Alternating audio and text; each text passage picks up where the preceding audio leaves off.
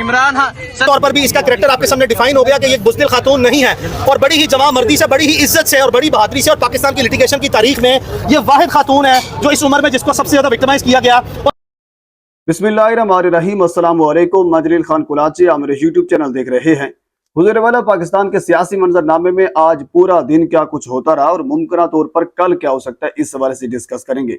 कुछ अहम और इंतहाई एक्सक्लूसिव डेवलपमेंट आपके सामने रखनी है। सबसे आज बड़ी खबर यह है कि सनम जावेद सेबा को आज रिहा कर दिया गया है। जज मलिक इमरान साहब की जानिब से FIA ने उनको गिरफ्तार किया था। इससे पहले लाहौर के अंदर बेशुमार मुकदमात का उन्होंने सामना किया, गुजरांवाला, सरगोदा, और उसके बाद फिर अब उनको इस्लामाबाद के अंदर एक अदालत के अंदर पेश किया गया, क्योंकि लाहौर हाई कोर्ट ने वाज़ेह हुक्म दे रखा था।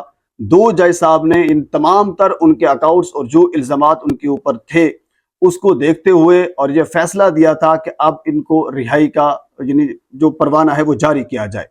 लेकिन इसके बावजूद भी, क्योंकि हुकूमत ये चाहती है, फाशिस्ट हुकूमत है, वो ये चाहती है कि इस निहत्ती लड़की को रिहा नहीं होने देना।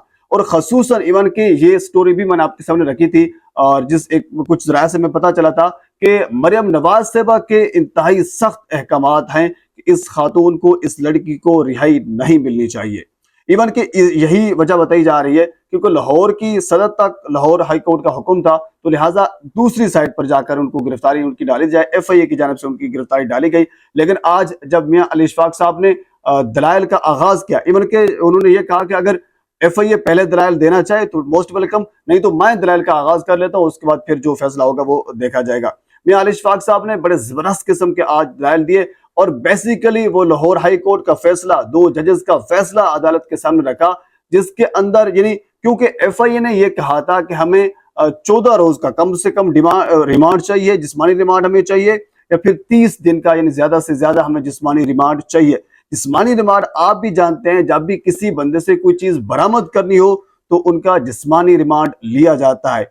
अब जो मुकदमा दर्ज है सनम जावेद सेबा के ऊपर, वो था 10 जुलाई का, यानी 9 मई कब हुआ था। अब 10 जुलाई को आपको अचानक ख्याल आया कि नहीं वो सनम जावेद ने बड़ी वायलेशन की है, उन्होंने पाकिस्तान के इदारों के खिलाफ बात की है, फौज के खिलाफ बात की है, या बहुत कुछ उन्होंने किया है, तो आपको अचानक ख्याल आ गया।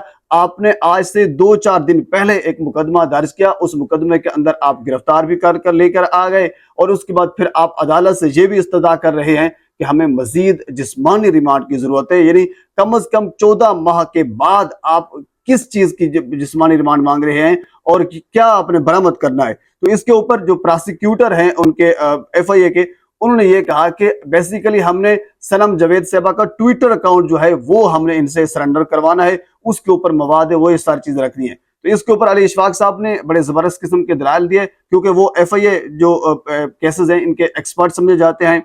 सिद्दीक जान का केस हो, इमरान रियाज का केस हो, ये सारे केस उन्होंने लड़े और उन्होंने जीत कर दिखाए। आज वाला केस भी उन्होंने ये जीत कर दिखाया है।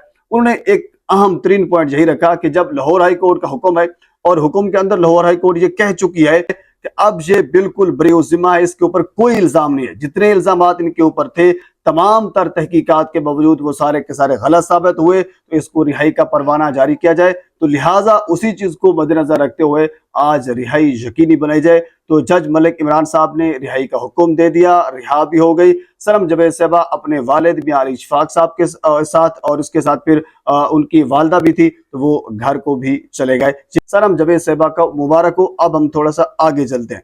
अगली खबर इंतहाई अहम है। कल आपको